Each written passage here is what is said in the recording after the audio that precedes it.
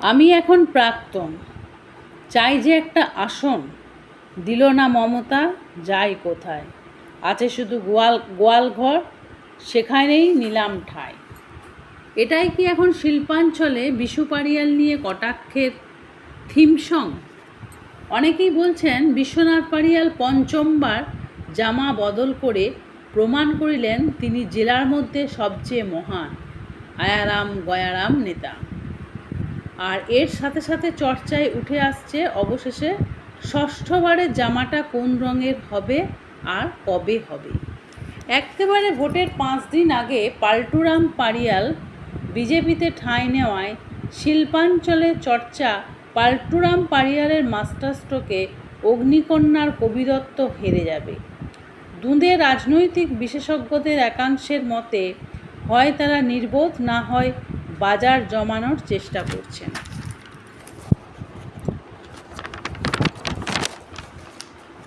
এইসব বিশেষজ্ঞদের মতে পাল্টুরাম পারিয়াল পদ ও ক্ষমতার লোভে এতবার দলবদল করেছেন যে দুর্গাপুর শিল্পাঞ্চলের রাজনীতিতে এখন সিপিএম জমানার পারিয়াল অতীত ইতিহাস।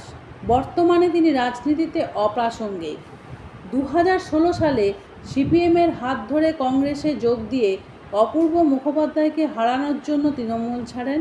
আবার ক্ষমতার লোভে 1 বছর মাথায় তৃণমূলে যোগ দিয়ে ফেলেন।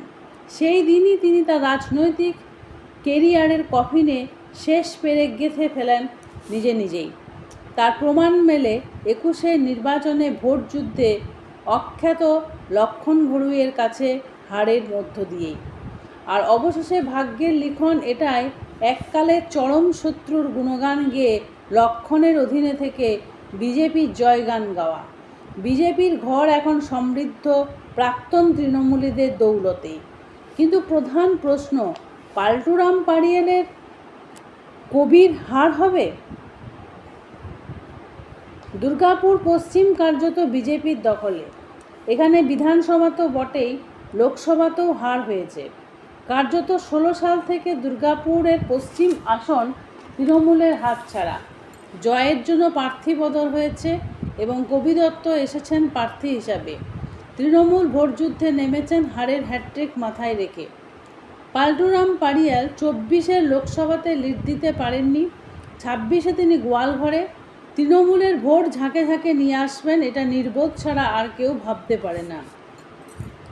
আসলে দুর্গাপুর পশ্চিম হারলেও তৃণমূলের কাছে নতুন কিছু না, কিন্তু জয়ের সম্ভাবনা রয়েছে তৃণমূলের। বরঞ্চ পাল্টুরাম পারিয়াল গোয়ালঘরে যাওয়ায় সিপিএমের ভোট বিজেপিতে যাবে না, আর নতুন প্রজন্মের ভোট সিপিএমে এসে যেতে পারে। আর হার হতে পারে লক্ষণের, যার প্রধান কারণ হবেন পাল্টুরাম পারিয়াল।